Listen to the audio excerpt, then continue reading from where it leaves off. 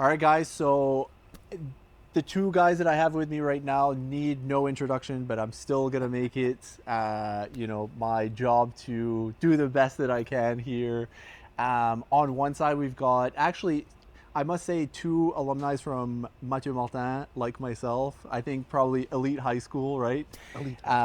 So on one side, we've got Pierre Nadeau. Pierre Nadeau has been in the real estate for as long as I can ever remember. He sold me actually my house, which is kind of a cool little story there. But since 2013 has been platinum designation up until 2022, and also in 2023 diamond designation, which we'll probably get into what those things mean.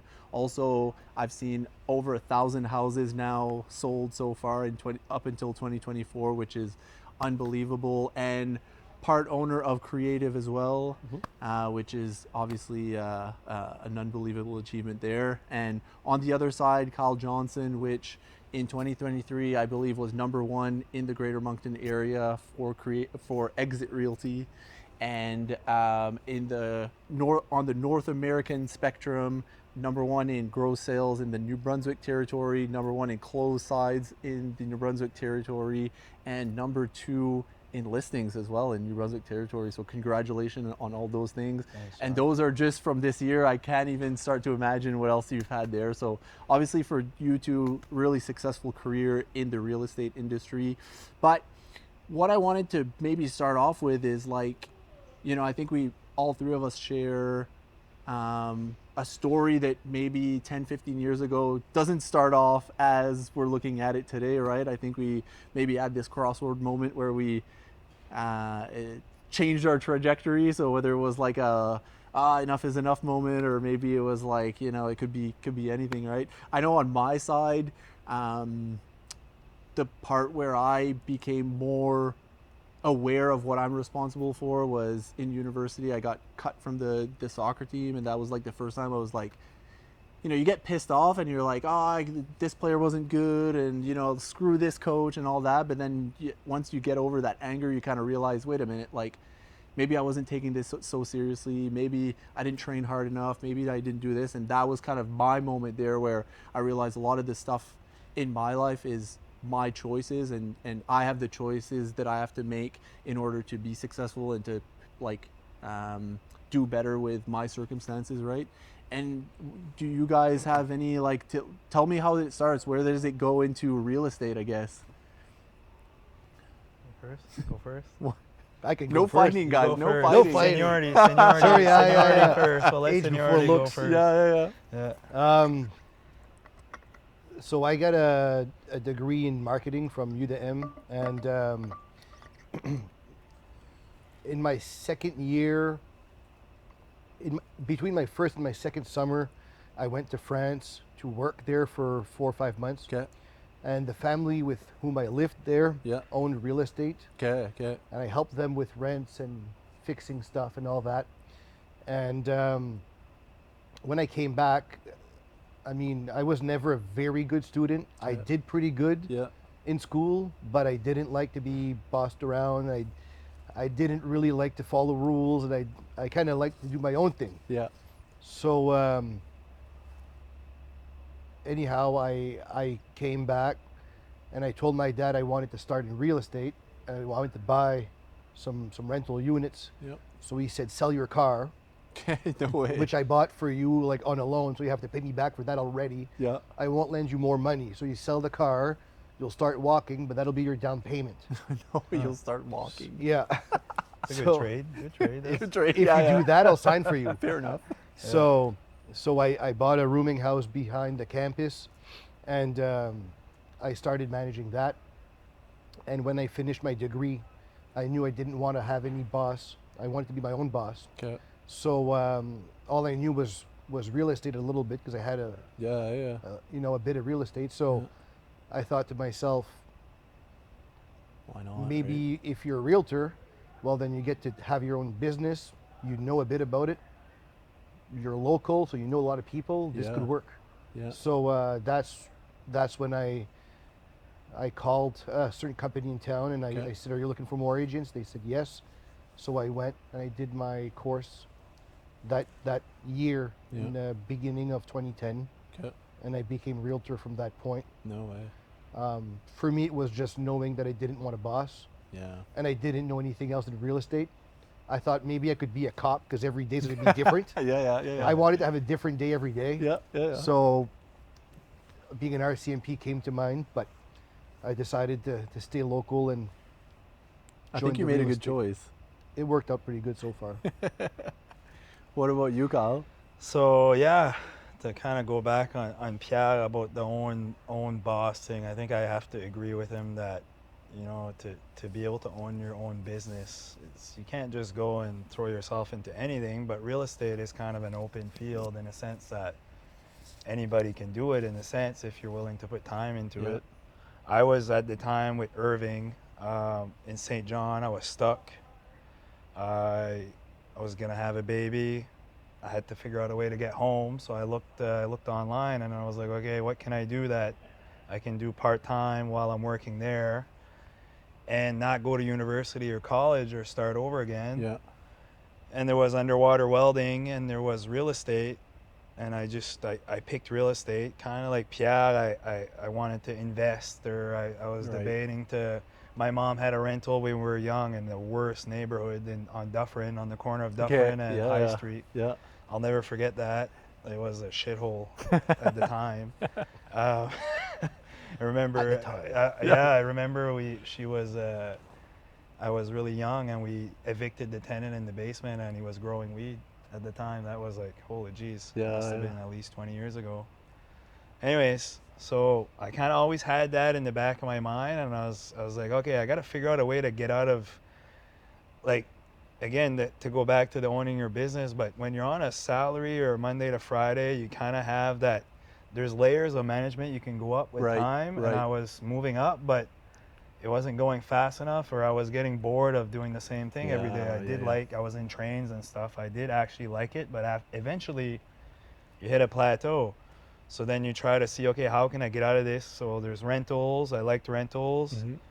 I actually spoke to Jason Hamilton with BMO. He was Chantal's cousin there. So I asked him, and I said, hey, like, how do you get into rentals? Where do you start, or how do you get into real estate? And he says, I talked to somebody at Exit, which was Pierre Basque at the time. Okay. And that's how it all started. I worked for a year nonstop, 4 on, 4 off, real estate, trains, real estate trains, until I almost burnt out. And then Jeez. I was busy enough that I could quit. When you go in survival mode after a while, you just do whatever it takes to Right. make it work. It wasn't really something I was expecting to do, but I ended up liking it at the end. So no, I think real estate it's the time you put in is what you can get out of Right. it. If you don't put time into it, it could, it's not for everybody, I guess. And you I'm guys- sure 100%. me and Pierre work Yeah. a lot of hours. Oh, yeah. We always Yeah. have worked a lot of hours. And it's cool too because, like, you know, like I said, you sold me my house, but even I think a couple of years ago I'd reached out to you about potentially looking at something else. And what I'll always take away, and I always knew you guys were like that, but like it's really cool to see that like you guys really take the time, like even if it's like, you know, 6 o'clock at night or 7 o'clock in the morning, whatever. It's like, you know, I would message you and it's like I'd get a phone call back or super quickly, and it's like, hey, I'm here to help you.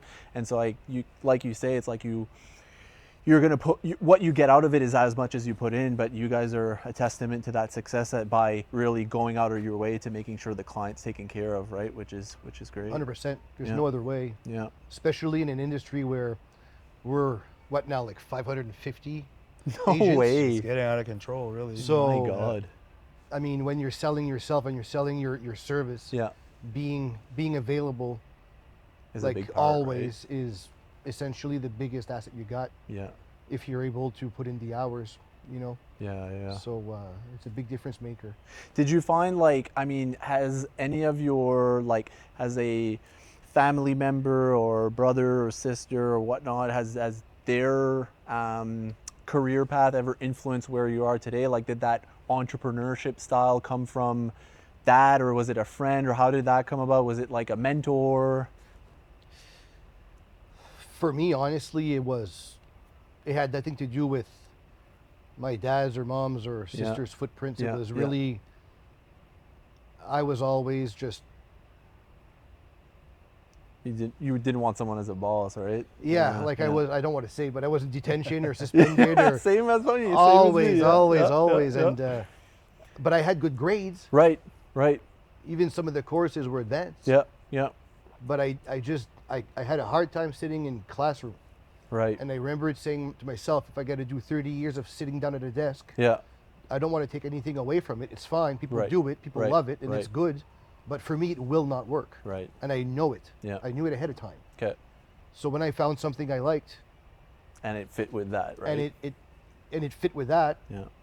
I figured, why not give it a crack, Yeah. True. right? So True. that's just that was the light bulb moment for me. It wasn't. Yeah. Anything on your It end? is definitely never boring. Our day, I think that's the only reason we survive, is that every day is different. Yeah. Different house, different client, Yeah. different up and down. There's not always, people think realtors, it's always high highs, but we go Mhm. through a lot of Mm-hmm. emotions. A lot of realtors don't last because they Yeah. can't handle the low. The That's very house well falls said. apart, or you're working till 11 p.m. every night, and you can't. A deal falls apart, and you put all that time, and then it's gone. But it's rewarding when it pays off, because it's only us that Right. we're our own boss. It's a big. Yeah. It's very. You're right. I think if I had somebody else above me, I wouldn't. It wouldn't work. I don't Yeah. think. And I mean, taking orders is one thing. Like Yeah. we all have to take orders Yeah, from for sure. the association, the Yeah, the rules yeah. and regulation of the industry or whatever. Yeah. But it's just, yeah, if I'm going to be at work at 8:03 and I'm going to be told that I'm late yeah. and I'm going to be walking on thin ice for the next week, it's just, I'm the type of person who's going to say, no, I'm going to walk away. Yeah, This is yeah. not for me. It's funny because I'm like notoriously like a couple of minutes late there, and thankfully the organization that I'm with is pretty lenient on that. But it comes down to is like, I think, you touch upon a good point, and I relate to that with like getting in trouble at school and stuff like that, is like, it's not your intention that's necessarily wrong. Like you want to do good with your life. You're just like, you're like square peg round hole, right? It's like right. the rules are there for a good reason, but like they don't all, like you see against them in a certain way. You're like, yeah, like what does it matter if I'm 2 minutes late or 3 minutes late, Yeah. or like my work's here on time? Like that's what matters, I'm right? going to be able, like, I'm going to put in more time and I'll do 110% Yeah. the whole time. Yeah.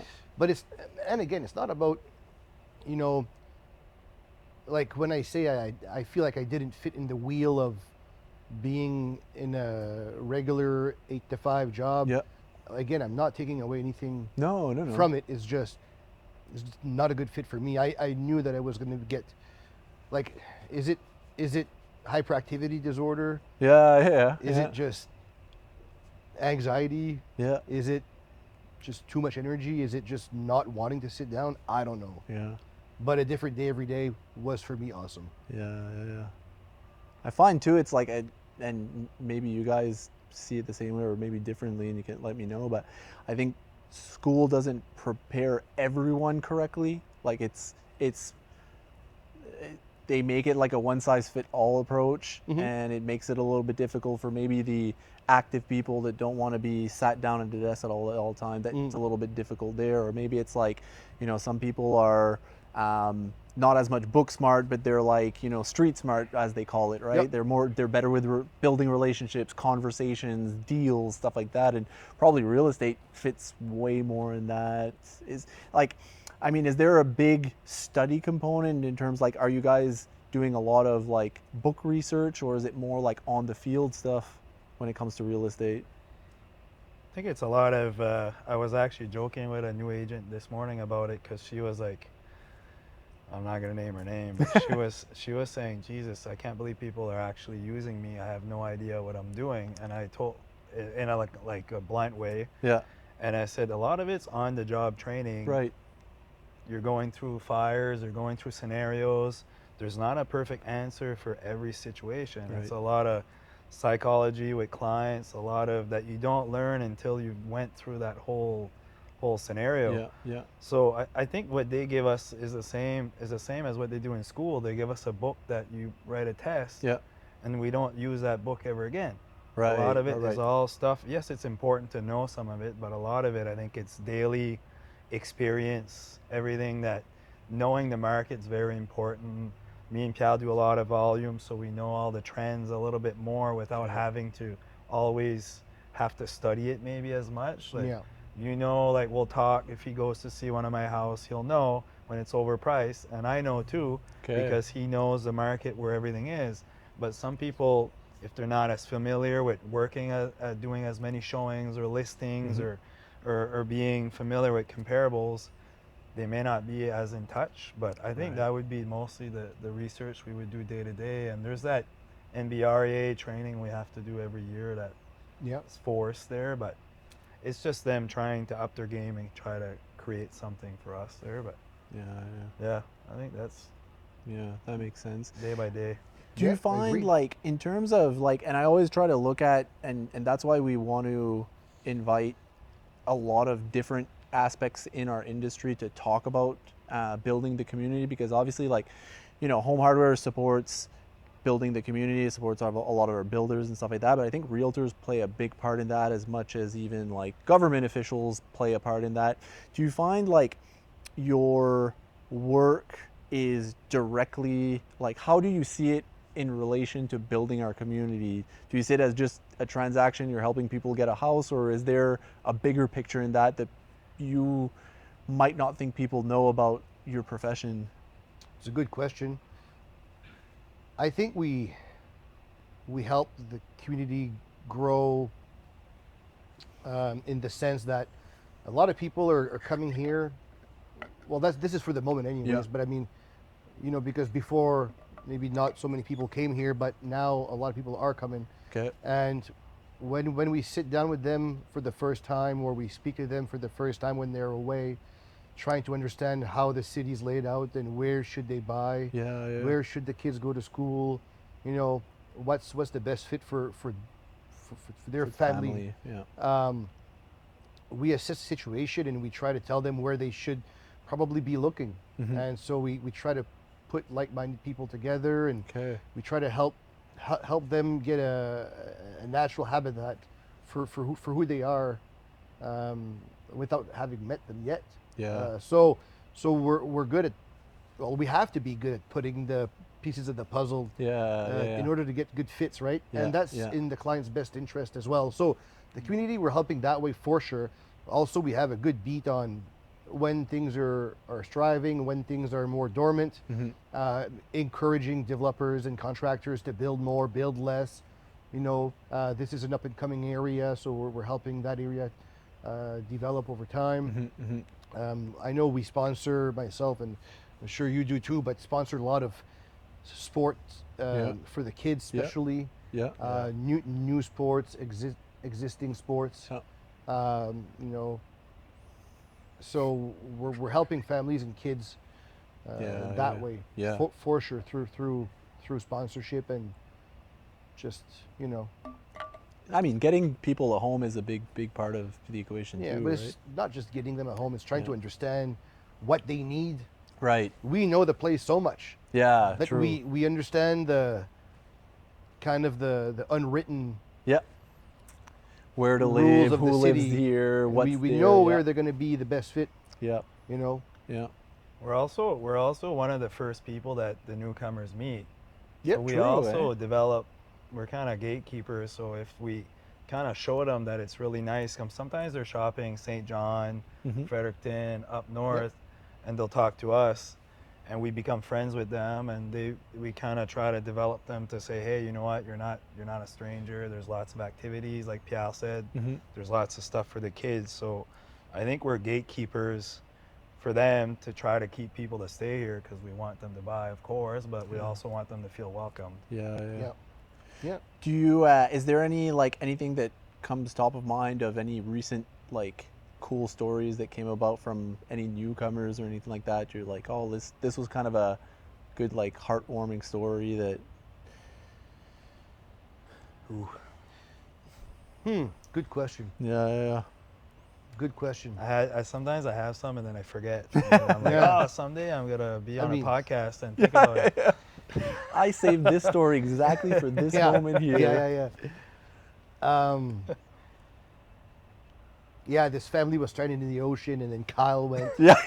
swimming, This castaway yeah, moment jumped here. off the helicopter, Yeah, swam to shore with them on his back. yeah. I think in Sold him general, $1 million house. in general, if everybody's happy, I guess, with the transaction and we give it the best that we can, Yeah.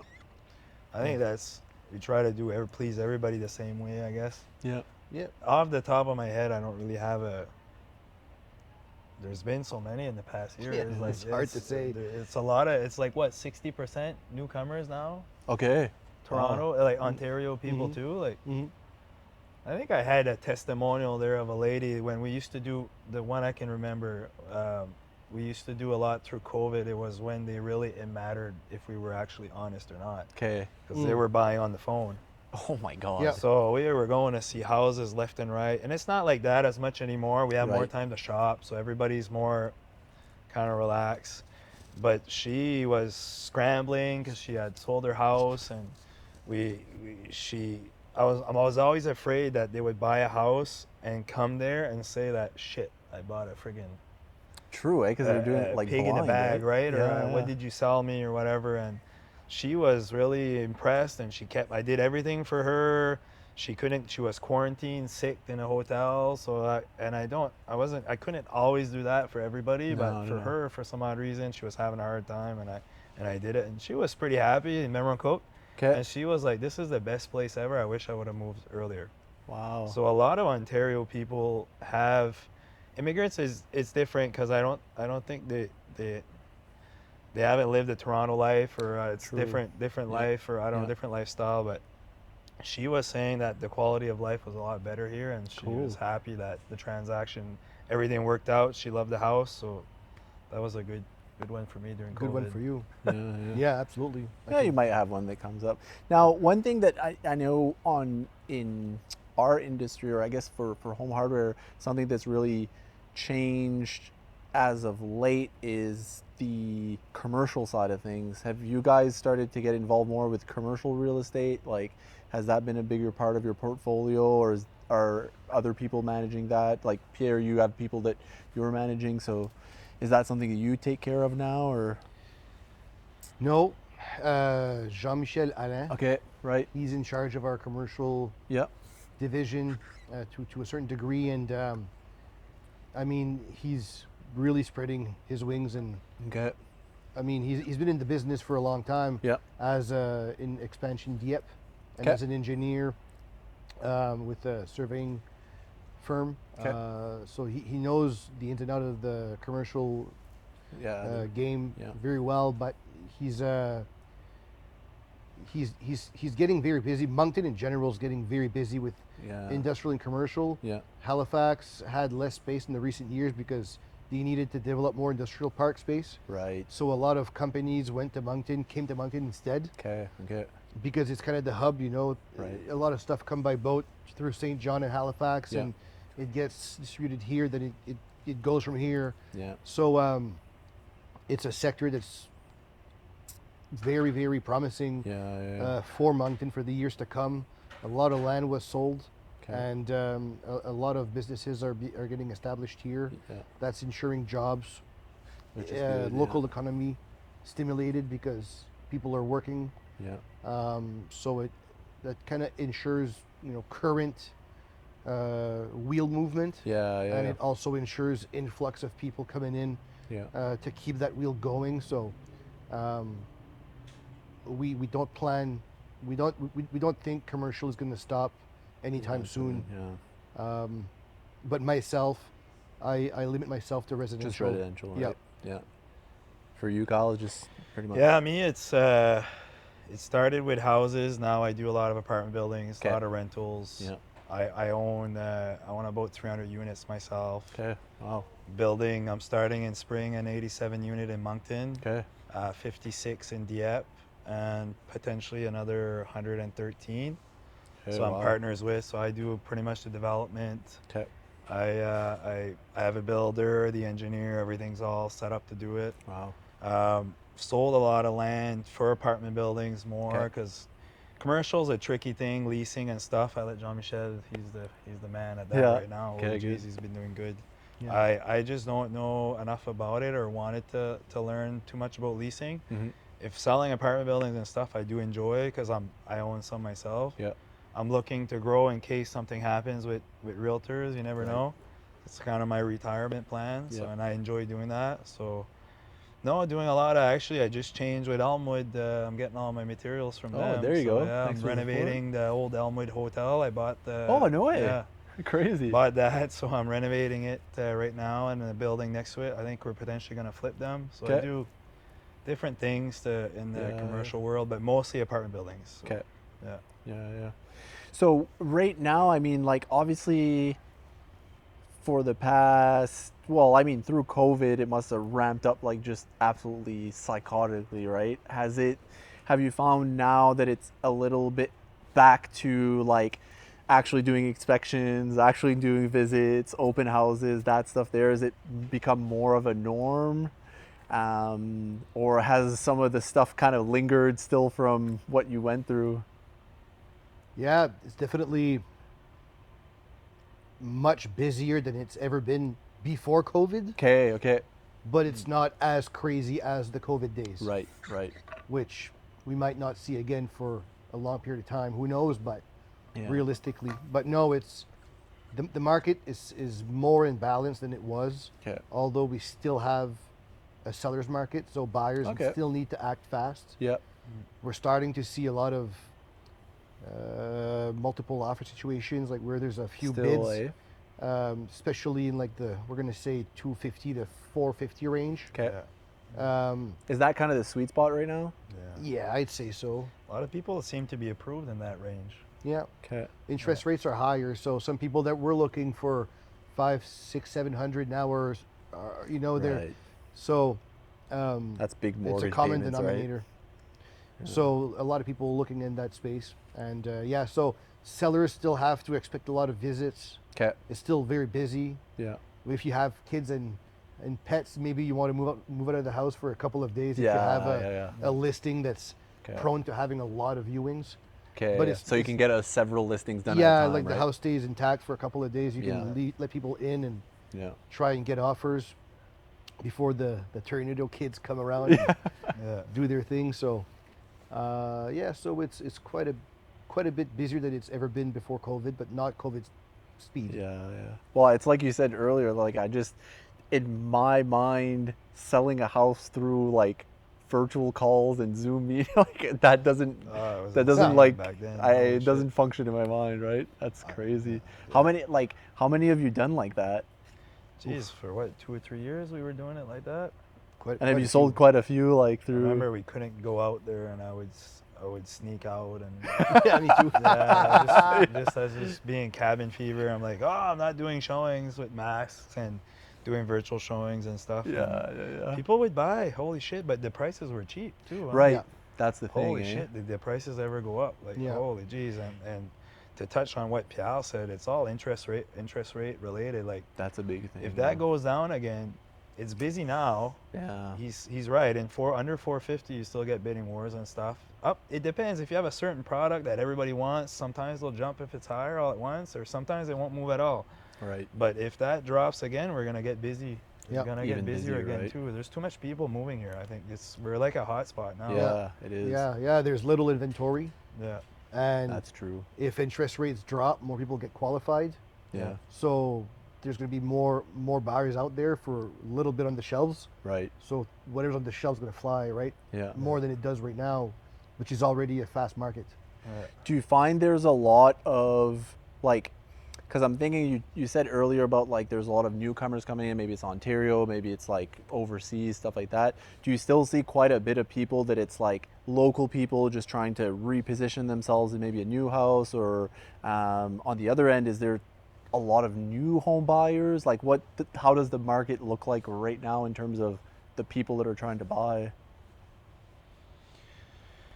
It's still, I don't know. I feel bad for people that have a budget under 400 because it's hard No way. I think people want to enter the market, the young people, but they're having a hard time. I'm often seeing co-signers more and more now. Yeah. People no moving choice. people moving in with their parents. I've seen that too more and more because Yep. Buying they together.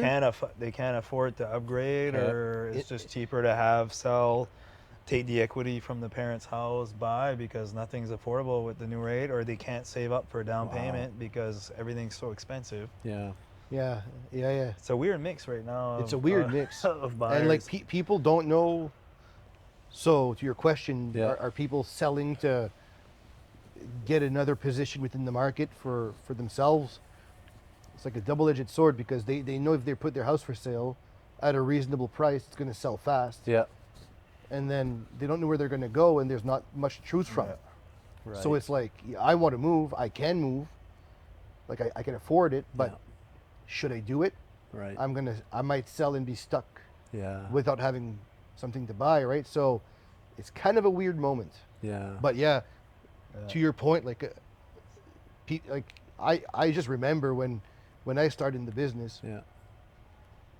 like in the golf course in Dieppe, a regular house would be 400,000 to 500,000. No way. And I thought at that time, I'll never Holy buy a shit, house yeah. for $500,000. And that's the norm now. I will never buy a house for that much money. It's wasted Jesus money. Like, Christ. Yeah. it's too much space. It's, and Yeah. today it's like kids have to Yeah, that's fork what up they need. $450 for a semi-detached. That's crazy. So And we couldn't sell them. I remember when I started there 5-6 years ago for like $125 for a split entry, and nobody wanted to buy them.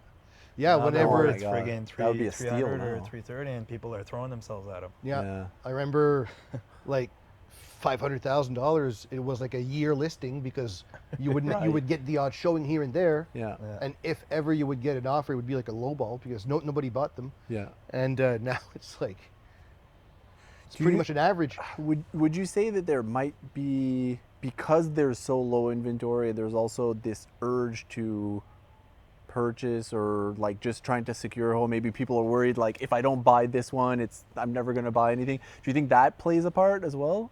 A little bit. Yeah. People here are starting to understand the game more and more. Okay, fair. Do you find? Like, Yeah, they're a little bit more aggressive. At first, because they used to remember, again, he just said it about the prices. yeah. Oh, I would have never bought that house before, but you can't think like that. You almost have to think, well, in 2 years, it might be an extra $100,000. Yeah. So I should probably buy it. Because we come from a place where Yeah. house values are stagnant. Yeah. And you pay down your debt and the value of the house remains the same, give or take. Yeah. And the money you like, the amount of equity you build is basically the money you make with your house. Yeah.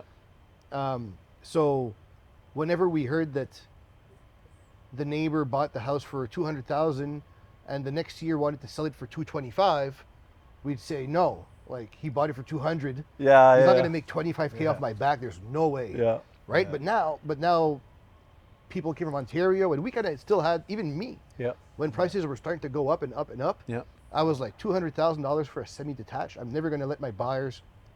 Yeah. it's Go out of for the that. question, It's right? crazy. Yeah. Yeah. But then, and local people had a hard time with bidding wars at the start, Right. where people from elsewhere were just kind of throwing money and saying like, hey, I'm just getting in no matter Yeah. what. Yeah. And people now here, I find, like, I hear it a lot lately, they understand that, okay, so when the rates are going to come down, which realistically they probably should, or they probably will, Yeah. Yeah. they understand that that will create more buyers. More And then- buyers will create more demand. Yeah. More demand will create prices that go up. Yeah. So they're trying to buy now Right. to avoid that. Okay. But before, it wouldn't have been something that people here No, would no, think no. about That's true. because it just wasn't part of our Yeah. reality, right? Yeah. And who would have thought? So we're getting better. I always think back at like anyone that we went to school with or anything like that moved away, was like, I can't wait to get out of Moncton and all that. So who would have thought people would want to move here in the first place, right? Yeah. But I think we do have it good here. Like, I always look at Moncton being like, it's the place that kind of has everything but nothing at all at the same time. Yep. So it's like, you have the beaches that are close. You have like, you can go ski, you can go like Fundy Park is close. Like, you've still got those little like, hidden gems everywhere. Yep. But I think people are starting to discover, that's a big part, but also the prices are probably like, Well- someone coming from Ontario, it's like peanuts, right? Yeah, it is. And people say like, oh, it doubled up in the last couple of years. Like, it can't go up still, but people need to understand that it's like a stock. Yeah. Yeah. Yeah. It's like an undervalued stock. Yeah. Yeah, it bounced up, Yeah. but assess what's going on and Yeah. think about it. Yeah. Like our price here, our average price is less than half the national average price. True Yeah. way. And quality of life Yeah. here is much better than the Yeah. I would say better than the national average. Yeah. Yeah. We have work, we have nature, the ocean, we're Yeah. near different provinces. Yeah. You know, crime wasn't so bad. Yeah. Maybe it's getting a little worse, but that's because Yeah. Growing pains, Population yeah. Growing pains, so- yeah. Pains, Yeah. yeah. so when you're looking at all that, I mean, still a good buy, right? Yeah. Yeah. I think it's just a culture shock. Like you said, a lot of people local were like the Yeah. prices were low for so long, and like Pierre said, they were just going like this, Yeah. and they blame all the Ontario people coming in and grabbing it cheap. But Yeah. we've been cheap for so long, like you said, an undervalued stock, that now everybody's starting to clue in that okay, I gotta keep buying this, and it's gonna stay. It's not going down. Yeah. It's already went down. It's gonna keep going. If it will, it'll go steady. Maybe not like this, but it'll keep going up. Yeah. Mm-hmm. Like Buy like- when the interest rate's high and sell when it's low. I always Right. say 'cause that's Yeah. when your value That's goes true. up.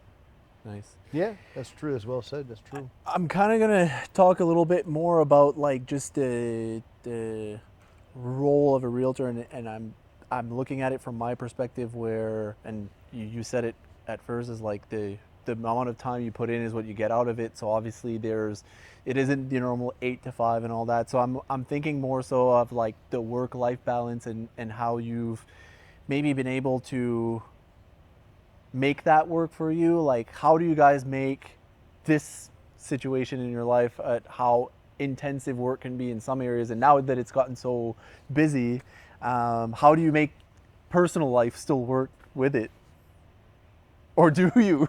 Yeah, I mean, I'm looking at your face right now. I'm like, no, what well, personal life? I think of myself, and I'm like, Kyle has 4 kids. I got nothing to worry about. Same here. Yeah, it's all time management, and I think a lot of the realtors that survive are because they're able to manage their time. I mean, Okay. I'm not gonna lie, is it tough at home sometimes? Right. Because I have to go out because I know I'm gonna lose a listing if I don't go out at 8 p.m. at night. Mm-hmm. Am I gonna lose a deal? Am I losing money? You know, because like sometimes you sacrifice, a hockey game or a birthday party, or Mm-hmm. I try now to block as much as I can, but it's not always easy because clients, we're their guy to sell the house, and that's all we should be doing. Yeah. Yeah. And I respect that sometimes, but sometimes it's just me that has to be more creative with how I Right. block my time. I think because you could work. In this industry, we could work 24/7 and not stop. Yeah, 100%. And it probably wouldn't be enough. No, Yeah. and it could get the best of us, right? And Yeah. I It already did. yeah, sometimes it's I know we talked about that, but it's sometimes people tell me, it says, oh, Kyle, be careful, right? You work a lot, and Yeah. they're right. Sometimes I have to say, okay, whoa, but I block in time, try to go to the gym. Yeah. Like I went to hockey at noon today. I'll go tonight just to blow off steam. Right. It's easy for us. We're always out restaurants with the clients. Yeah. It's easy to not be healthy. It's a challenge. I struggle with it all the time. Stay healthy. But the time blocking is very important, and I'm getting better, and I get a good support at home, and she puts me in check and says, hey, That's this week important you too, worked right? a lot. Yeah. And you know what? I say, I don't even notice, but yeah, you're right. Mm-hmm. I think what you say there is important too, like not only with the time blocking, but is also having like some of those areas that are there as like whatever it is that your me time is, like if it's hockey, if It's a it's sports and stuff like that, that non-negotiable, are non-negotiables that you get back, that is still physically like it's physical exertion, or it might be a commitment to go see friends and do something with them or whatever, but it's giving back to you, right? Yeah. Which I think makes a big part of it. But yeah, I mean, time blocking, I found personally has been a big part, where it's like, it could be even something like doing a podcast tonight is like, you put it in your calendar, you put it there, you're doing it from 5 to 7, and whatever happens outside of that it's not going to Non-possible. affect this thing Yeah. here, right? Yeah. Because if not, you're just not going to get your stuff done, Yeah. right? So it's Yeah, it's exactly it. I think Yeah. everybody should time block. yeah. If you're, if you're an employee of any kind, if you're a parent, Yeah. if you're into sports or coaching or whatever, Yeah. as soon as you're responsible for anything, I mean, if you're the type of person to deliver, Yeah. it may get the best of you if you don't control it. Yeah. And me personally, like in 2019, I hit a roadblock.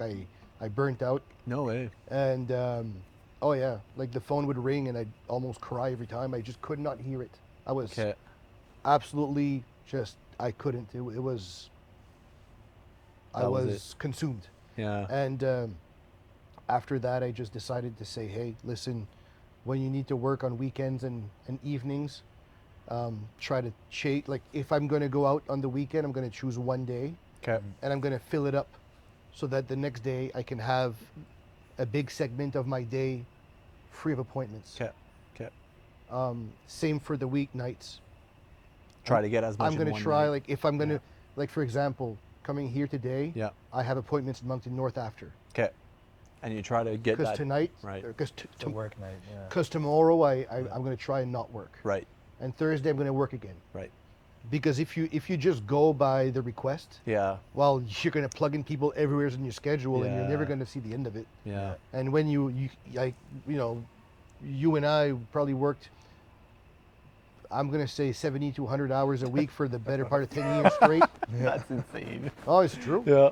Like for a long time, working, like not working equaled no appointments. Right. But I'm on the phone and on my say computer the And that phone, can get away yeah. quickly. 24/7. Yeah. Yeah. And that was it wasn't even longer. It wasn't even work at that point. It was Right. just like no appointments mean no work, but you're always in the wheel, right? Always, and eventually, well, guess what? Something's got to give. Where do you like? Where was that moment? Because you both said like, you almost get to a burnout, or you did a burnout. What's like? What happens mentally or physically? Where's that sign of like I can't like? Is it I can't pick up the phone? Like what's? Talk to me a little bit about that. Like now that I've lived it, Yeah, like what would be like? well, for me, it's like tipping a motorcycle for the first time. yeah. You know, you're gonna go 100 miles an hour and think you're a robot Yeah. and think you can do the turn Yeah. until your bicycle slides for the first time. Yeah. And then you get burnt time for the first time. Yeah. And then after that, you have warning signs. Right. Right. You have warning signs that tell you you're about to tip it again. Yeah. So you have to Course retract correct, or right? Yeah. regroup, and you have to, Yeah. you know, like Chantal does there. Yeah. She's Keep him in she's check. Pull the like, reins, she's right? Pull the tripping my reins. bike there. Yeah. When Yeah. Yeah, When I go, she's you like the get, traction do control. you get the eye twitch? I get the eye twitch. If Oh I'm yeah, I really get the eye busy. twitch all the time. Yeah. If I'm- Yeah. yeah, when I get really busy the- or the tired, lip- it's because it's like you said, we're home, but we're always on our phone. So Right. there's never like a shut off. It's like we're always on. Yeah. Really, there's never. I haven't gotten that far yet. I felt it a few times, Okay. like Pial said, like that. I was like, all right, holy shit, you're just. But like he said, I think the trick is, and I've started doing that too, is that okay, like Sunday afternoons, it's family time. Yeah. That's it. Non-negotiable. I'll do 2-3 hours in the morning, like date night or Friday night or Saturday night. I'm not doing nothing Yeah. there. Or like you say, you compress your work time that way. You freeze up. Yeah. Because if you go, and that's where I notice that I get the bike starts to, as if I'm doing every day, Yeah. all Non-stop, out, eh? like till Yeah. sometimes till like I'm done at 10 p.m. and I do that like during spring market. Sometimes it's like nonstop. Right. And you don't have a minute or a second between each meeting, and we miss about 15 calls when we're on a meeting. Yeah. We get about that's- 40 texts or emails, but then sometimes you can't keep up. Yeah. And then you're getting impatient with people, and that's when I notice that I'm like, Yeah. okay. Quality of work goes down, right? That's I a need good to- point. Yeah. So Yeah. no, it's true. When like And people want an answer immediately. yeah. So and then it just it becomes like you're on a hamster wheel. Yeah. So I think it's like you hit a good point about scheduling, like time off is very important for us, I think, and saying that it's non-negotiable. Yeah. But it's yeah, true. No, you have to. But for me, it's just you hit the ground once. Yeah. You remember what you felt like when that happened, Right. And how you felt like when it was about to happen. Because some ways you feel it, it's not Yeah. right. Yeah. And then like fast forward the next year, the year after, when you get overwhelmed, you start to pick up on some points where you're like, okay, this doesn't feel right. Yeah. I remember I was starting to feel like that at the time. So now you got to pull back and say, okay, I'm going to go to the gym a little more. I'm going to cut my hours a little more. I'm going to eat better, drink more water, go to bed earlier. Yeah. Like, I need to do something before I hit the ground again. Yeah. So it becomes kind of your gut feeling, right? gut feeling. Yeah. But you have some point de référence. Là. Yeah. No, that's good. What would you say, like, for you, probably, is it going to the gym, hockey, stuff like that? So CrossFit for me does CrossFit? it. CrossFit and hockey, non-negotiable every day. Yeah. Every take one day off. Yeah. Wow. Just do. So when it's hockey season, like today, I'll play twice, and it's the only time that my phone is not in my brain. Right. Because I can't touch it. Yeah. CrossFit's the same thing. Sometimes I'll look at my phone, but when I'm working out, I can't. Yeah. So it's a shut off for us to give us a break. So I look forward to that. I actually want to do more. I'm actually going to start and do, so I took a coach for my health. I think we had talked about SFL there. That's been better. It's a struggle. We're driving all the time. We're planning. We're busy. And sometimes there's no excuses, really. I should be a little bit better at practicing my meals and stuff. Yeah. But I think health is very important, but the CrossFit has saved me. I think and do a date night with Chantal every week. Try to block off time with the kids, or sometimes I'll go 2 hours and just stop in home quick, put them to bed, and then leave. Yeah. If I don't have that, then I know I feel not so great there. Yeah. But yeah, I think exercising is important in our industry. Yeah, 100%. Me, it's exercise. Are you still riding a bike? Your motorcycle? Yes. Yeah. Absolutely. Yeah.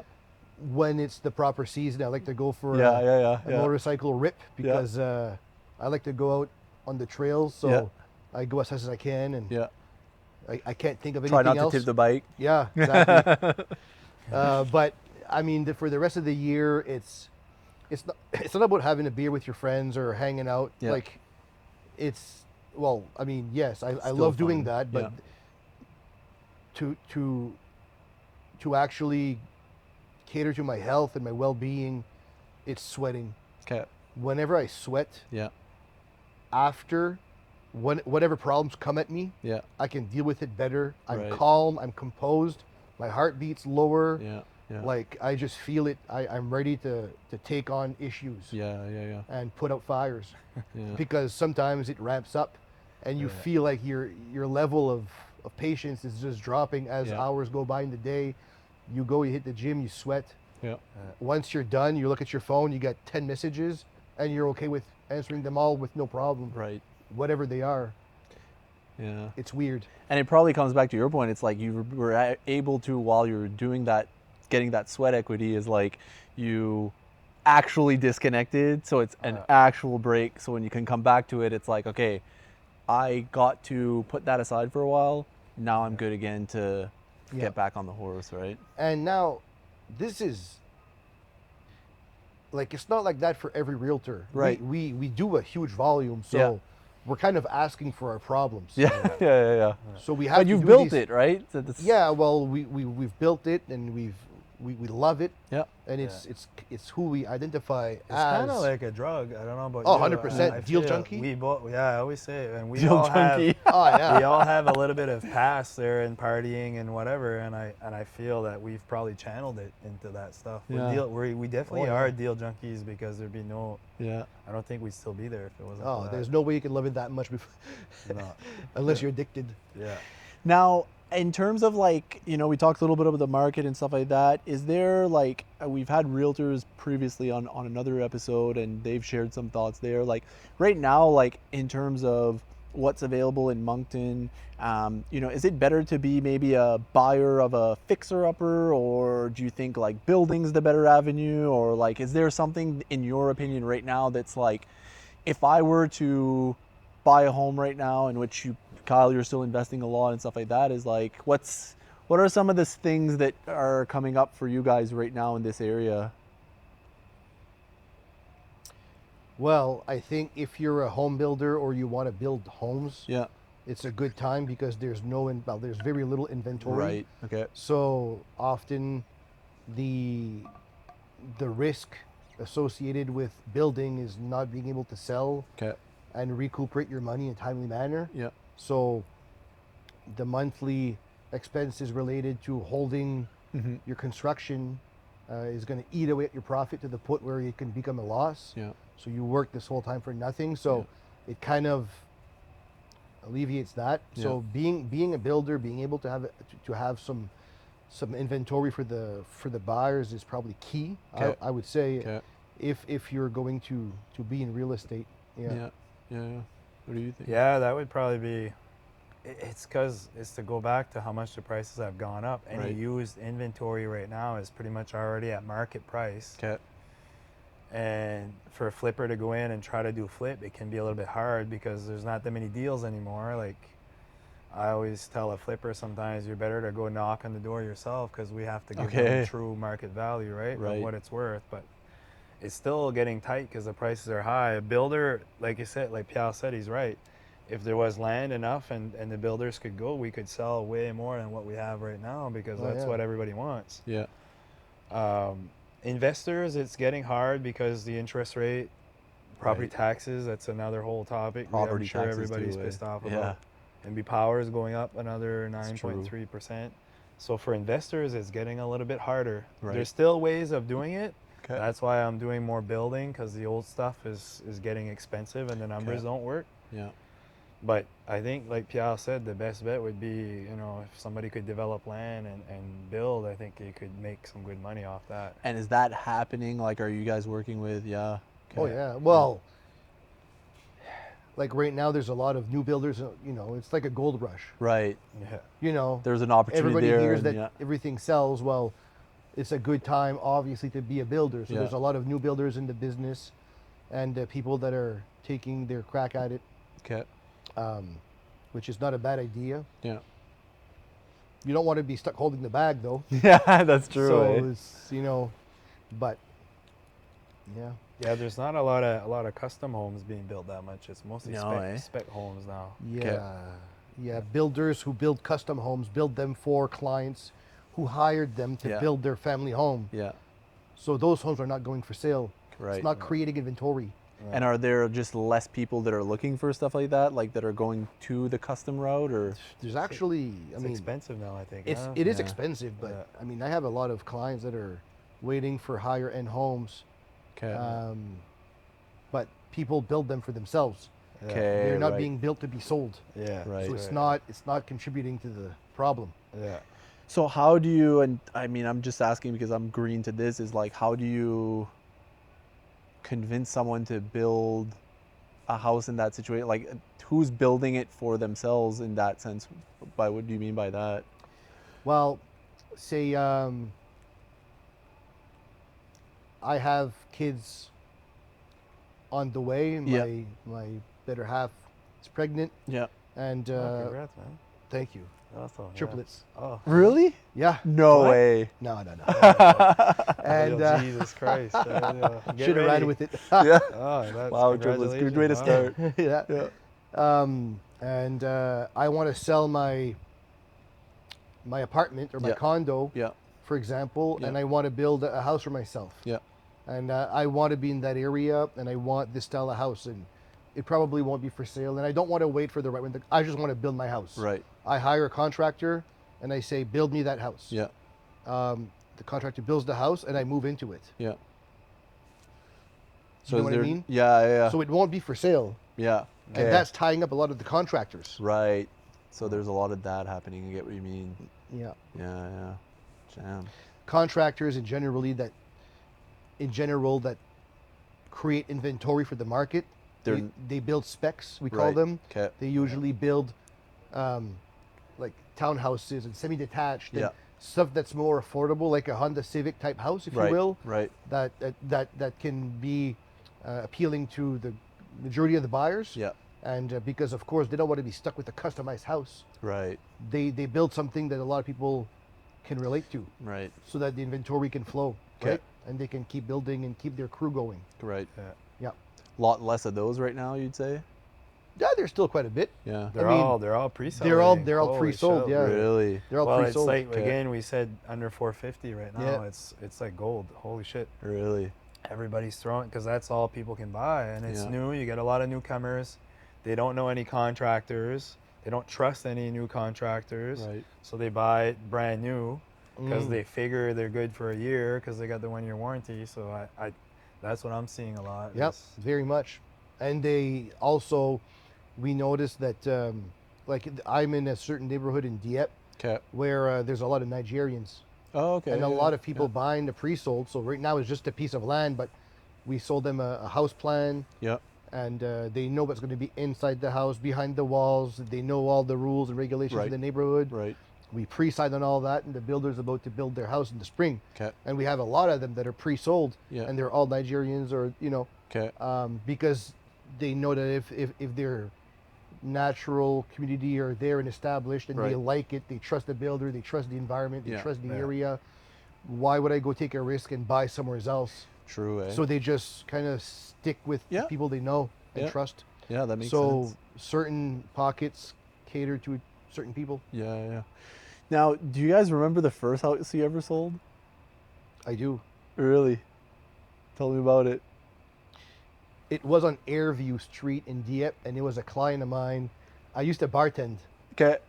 and that was it was a client of mine. I Yeah. just started in real estate, and he said, "Hey, you want to help me find a house?" And sure enough, he bought a house. No way. Nice house, like decent. Yeah, it was a eh? nice house, Oh, nice bungalow, and I'm sure he's very, very happy with the purchase now. But Yeah. yeah, Does he still have the house? He still has the house. Nice. Still has the house. Crazy. Yeah. So that was my first sale. It's probably sitting on a gold mine right now. Yeah, I'd say so. Yeah, How much yeah. did he? Do you remember how much he paid? 133. 133. Holy shit! Huh? I think I sold one. And how much would you say it would- 300 there last year? How much would you say it'd sell right now? Oh, jeez. 350. Hopefully he hears this right now. He's like, oh, I'm gonna do it. Give me I a might get a call. listing. Yeah, of yeah, it give me a call. right Give me a after. call. Yeah, yeah. Yeah, 350. Yeah. Crazy though, eh? Yeah, Like, good sized bungalow, fully finished. yeah. Yep. Yeah. Yeah. Do you remember? My first sale, yeah, it was somebody. He was a year younger than me. Jeremy, I forget his last name. There, I'm a face guy. Yeah. I had messaged everybody on Facebook saying I was a realtor. No way. And I Okay. was Yeah. offering a gift card. Yeah. So if he bought with me, I give him $100. So we bought a house close to what's the school? The French school. It's to Saint Henri, close to the Oh hospital. yeah, yeah. Moncton. Yeah. Yeah. I don't remember the street. It was a house 90. I think it was 90,000. I think that back Yeah, then. yeah. It's Nice. crazy. And we thought, like you said, we thought it was overpriced. That's insane, eh? I actually had your house for sale at one point. Remember that? Yeah, the one on Grand Vallée, and, Yeah. and it sold a few times. It doubled at least from what Oh, I I saw. w- remember that I one, was yeah, never able yeah, to yeah. sell it. Yeah. I failed. He fired me. Oh no way. Got his Well, license. it was almost normal back then. Yeah, You go through sometimes 2 or 3 realtors. That's depending. true, eh? Well, at the time, I think the list to sell, like how many homes Yeah. you would list and how many homes you would sell Yeah. That's out totally of those different, yeah. listings would be like 30%. Yeah. No So it was way. normal to only sell one house every 3 houses you listed as a realtor. Where, in the last year, in the last years, it's above 90%. Okay. And probably not a lot of people have listings, eh? No. If there's that many. How many are there? 550 realtors now? Holy jeez. Just about, yeah. And there's That's about 870 listings. There's probably, what, 20% of the realtors that do most of the business. That's Yeah. the rule of thumb Right. there. 80-20 rule. 'Cause a lot of people have like side jobs, or like I know a lot of Fair. realtors that have a day job. Well, if you can't, like we talked about, if you can't be there when they call you right there, Somebody else sometimes is it's gonna tough, get it, right? right? Somebody else is gonna go. So like, if someone were to look at, and I'm not trying to shamelessly try to get more people to get into real estate, but like, how did is it just pick up a book, do the course, and go like just get started, or like do you think, like, if you could give any advice of anyone that would think of doing this, is like, hey, maybe you should reach out to a realtor and shadow them, or like what advice would you have for someone that may be wanting to get into real estate? You can give bad advice if you don't want any more people to get into it. Yeah. Purposely give bad advice. The best there. advice I can say, and I like, it's not rare that people come to me and say is Creative Realty hiring new realtors? Can I meet with you and discuss the topic, and it's Mhm. like, sure. I think the best thing is to have a good bankroll. Okay. You need to have a good amount of money to support yourself and your daily, monthly spending, Right. so that you can spread your wings and learn to fly, start to Yeah. fly Yeah. without being under pressure. Right. A lot of people start in the business without the necessary cushion, Right. and they are kind of forced out of the business Okay. before they get to success, not because they're not good, because they were not prepared enough. Okay. Right. And a lot of companies try to recruit a lot, right? They don't take in mind, they don't keep in mind the well-being of the actual person, Right. because some people would have been great in real estate if they could have survived, Right. and there was not much missing for them to survive. just So the cushion, right? just a cushion. Yeah. So I send them back home and I say, try to gather enough money to get to this point and Yeah. then come back to see me. Right. So there's that, and I think networking is a huge thing. Yeah. For me, I think what made me the most success was my networking. Mm-hmm. So if you don't know anybody within the city, maybe you're better off getting involved with committees and sports and Yeah. people, Yeah. and then join the real estate. Because if you don't know anybody, well, it's hard to. Right. Yeah. That's my 2 cents. Yeah. I think the biggest misconception is when people, same as Pierre, a lot of people approach me, and I encourage it to a certain extent, but you have to have a real talk with them and say, look, if you don't know anybody, you're gonna have to probably go and approach some strangers, Okay. and you're gonna have to get business, because business is not gonna come to you. Right.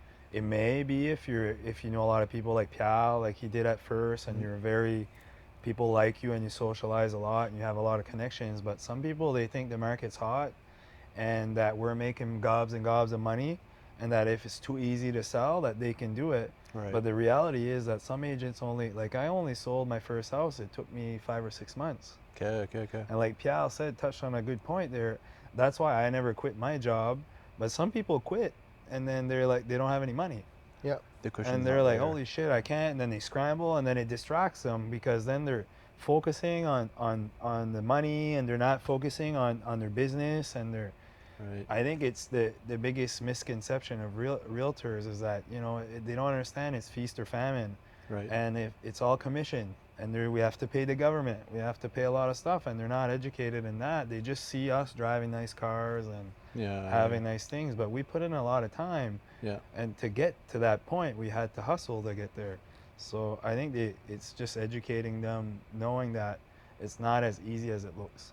And it's a good point there too, because I think a lot of people look at these things on a surface level and are like, oh, well, if I'm a realtor, I'm going to be successful, but they don't look Absolutely. at all the hours, the burnouts, They have no idea. the times Yeah. that you said, like, I can't be there to your hockey game, or missing the first time they take steps or things Yeah. like that. Like, that's a lot of sacrifices there that are part of your story. That's not just 2 months, 3 months, 4 months. This is like built on, you've been doing it since 2010. That's, Yeah. you're going close to 15 years, right? Yeah. And I'm sure there's a lot of time and equity that's been put into making sure that, like, this is not just rainbows and butterflies here, right? It certainly isn't. No. It takes a long time to even just be used to the cyclical ups and downs of the business. right. Like, I often tell, the more junior realtors, if you will, or the one that are starting, that your biggest enemy will often be your own brain,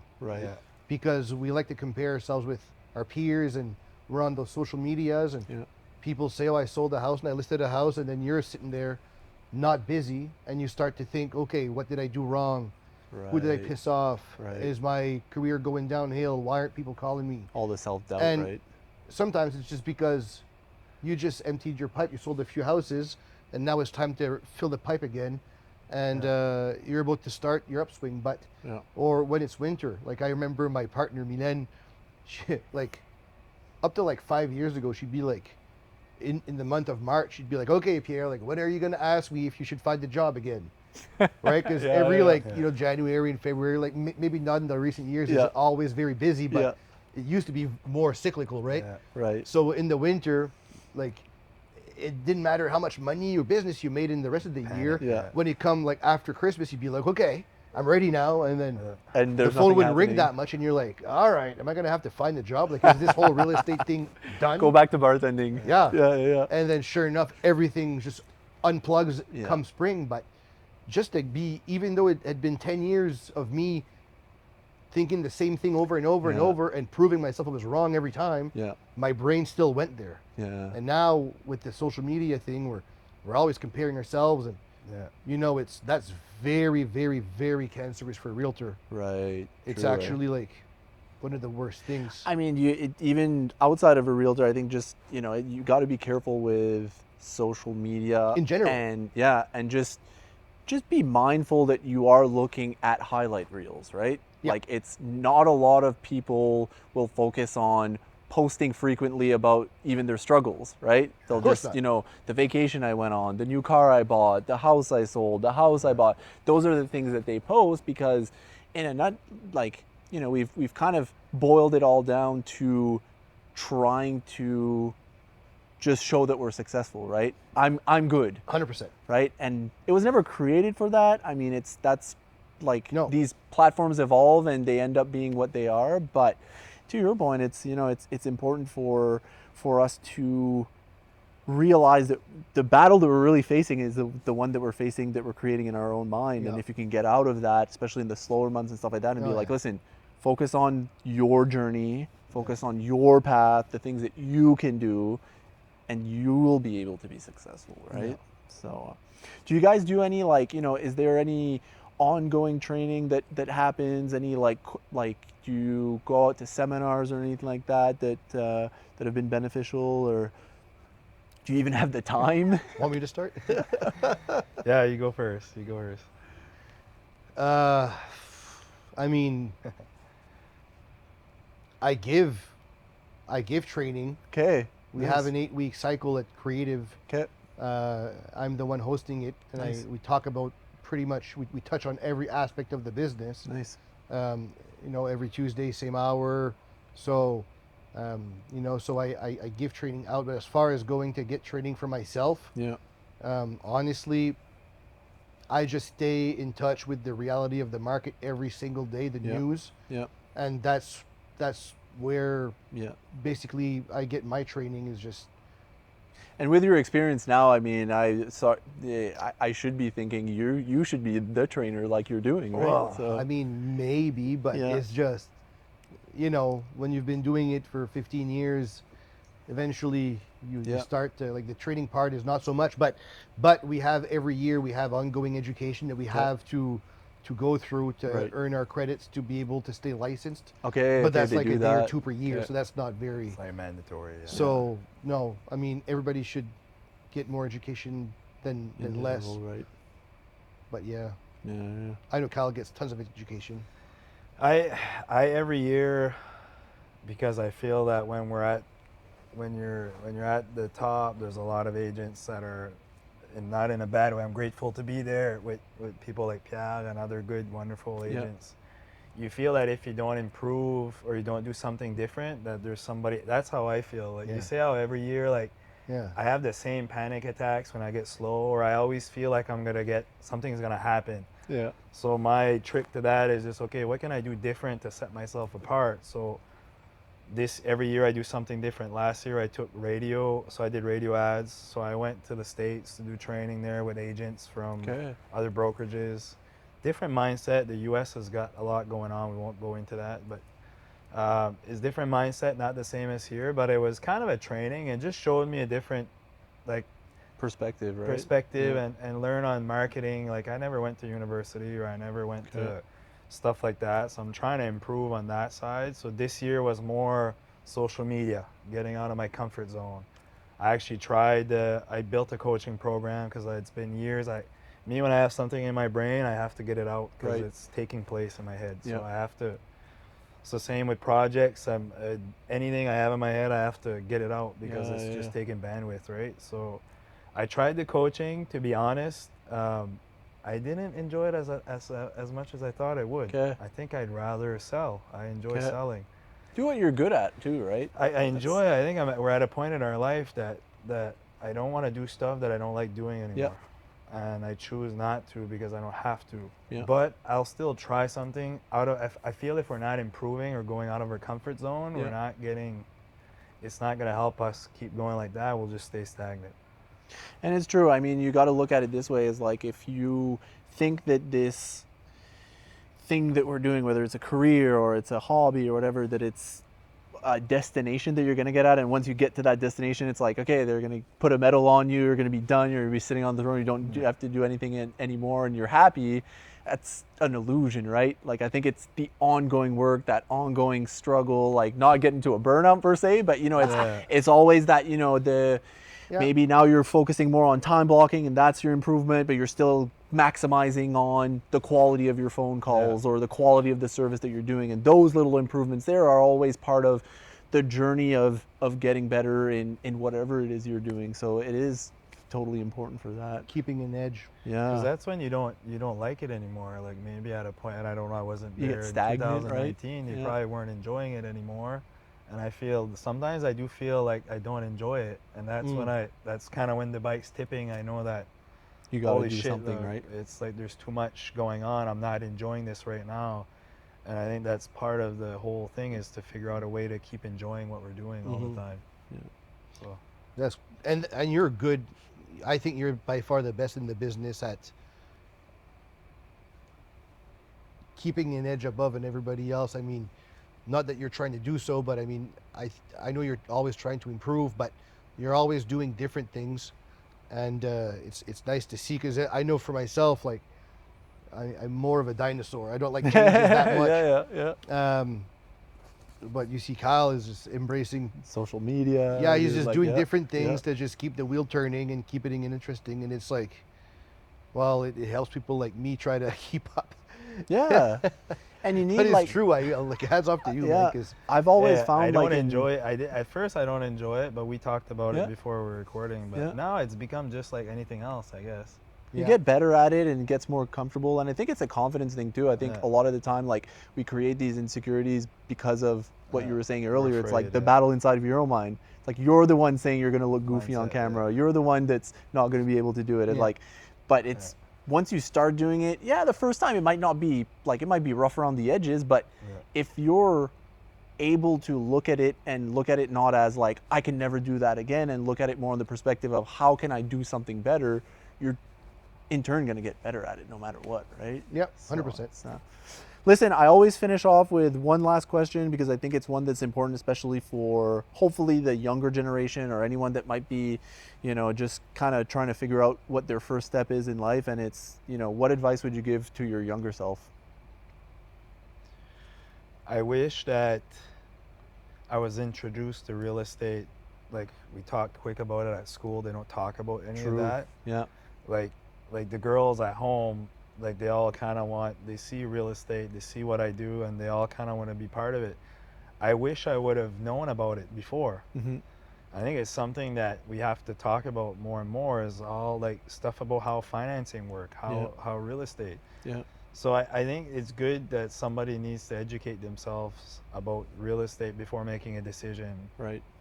I think it should be part of something you can do. It's not for everybody, of course, but At least knowing the ins and outs. Right? yeah, I didn't even know it existed until Pierre got his license. I remember he was bartending. I was at the bar and I heard that he got his license and he was doing really good, but I had no idea what the whole real estate world was about. But I think they should educate people more, but not that we want that many more agents, but I mean,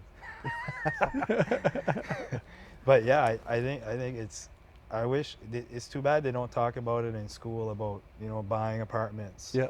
Like, I only learned that when I was like 27, listening to podcasts. Right. That's how I started. Books, real estate books. Yeah. And then, like, nobody really talks about it, like owning real estate, unless you're in the circle like we're in real estate or construction. But if you're not, nobody knows about that. Right. That's what I think. Good point. You would Nothing to say. stay out of school. Yeah. Yeah. I think for me, honestly, it's if I had to tell something to the younger generation who are still in school, or at an age where Yeah. you haven't started like the real life process, Yeah. I'd probably say your biggest asset is your network, Right. and be very kind and very fair with everybody, and don't treat anybody the way you wouldn't want to be treated, because Right. Yeah. I realized after a certain time in my career that I wasn't the smartest one, and what I had though that I think a lot of realtors didn't have was a huge network, Okay. and a lot of people came back to me when they needed something real estate oriented Yeah. after time, and said, in school when I got picked on, you never said anything to like add to the drama, Right. or you defended me, That's true, Yeah. or you were always nice, Yeah. or yeah. you this and you that, and that, like, time after time, I thought, wow, that's something that will always give back to you. Right. And Right. not only that, but the people that I know that make that have the most success today Yeah. are not the smartest or the best in class. Often they're the ones that are the best networked people. Right. Like, for example, would I go to university over again? Yeah. I would say yes, 100%. Would I go for the ticket? No, but I would go The to people. Right. have a chance to meet again Yeah. all the people I Totally. met over the years. I bartended for a long time. Yeah. That networked me quite well. I did sports. That also added to my network. Yeah. And over and above all that is to be kind with all these people. But your network is really what makes you down the road. And people that I know that have the best jobs today and the best businesses, they're all people that were really fun to be around. Right. In Right, school, right. in university, they were Yeah. not the smartest ones. Yeah. Often they were far from being the smartest ones. Right. But they were just good people. Yeah. That's And true. what eh? got them there? Them being likable. Yeah. What got me here? I think it's me being fair I agree. to others. Yeah. That's it. And people do buy, like, I think you buy more from a person than like buying the product or the service from the person. Like, it's because a lot of people, like, the real estate is the relationship, yeah. perfect Yeah. example. There's so many realtors, but who you trust is the person that you're going to go see and the person you're going to buy from, and those relationships Yeah. do matter, and your character is the selling feature, right? Well, yeah, we're selling ourselves, right? Yeah. But and this, of course, we're talking real estate. In real estate, it did Yeah. help me. But Yeah. whatever you are going to be, I think for all it'll- the kids out there, obviously, I mean, whatever you're going to be, Yeah. that's going to help you. 100%. The network, and not only a network, but a good, Yeah. a healthy network. I agree. Yeah, I like what you said about the school. It's true that me and you were never people that, if the guys were bullying people, we never really Yeah. said Partook, anything. yeah. We just whatever, and you don't think about it. But if you're nice with people, it'll pay you back later on. Oh, You yeah. never- we never burnt Yeah. any bridges with people. Yeah. Well, there you go. Burning bridges in any situation. I'm happy I didn't lose my shit, or I didn't get mad at somebody or hold a grudge or whatever, because you never know, they might call you to sell a house. Yeah. But you did Or anything. you did say a Yeah. good point about Yeah. being nice with people at school and, Yeah. and networking and relationships at any point in your life. Yeah. I mean, people will always, like, parents are going to say, be nice to others, and Yeah. we all, like, don't bully people, and Yeah. of course we all know that. Yeah. Yeah. But the reality is, like, fast forward 20 years down the road, when you That's- need people's help Yeah. to succeed, and people come to you and they tell you why they called you, and you're Yeah. like, shit, this Maybe, yeah. this actually is for full circle now. Yeah. Yeah. And it's And in the most unselfish way too, because really at the time when you were being kind to them, of you were course. like, I'm being kind because it's a good thing to do. You weren't like, in 20 years from now, that person's probably going to want to Yeah, buy a I'm house. gonna And be I'm yeah, gonna this be a is the realtor, long-term play here. So yeah, You better come and see me in 20 yeah, years. yeah, Yeah. You're not going to remember this, Yeah. but yeah, it won't be 7% for Yeah. you. I'll do 6. Yeah. listen, I did say don't stay in school, but do stay in school, please, kids. So, but guys, great episode. Absolute pleasure of being here. Thanks for showing that all realtors, no matter what agency they're with, can come together, even on a podcast, and work together. But I know all of you guys definitely all work together, especially with so little listings and so many of you guys. So to work together is obviously a big part. But if you're looking for a home, you're selling, whatnot, these two guys highly recommend it.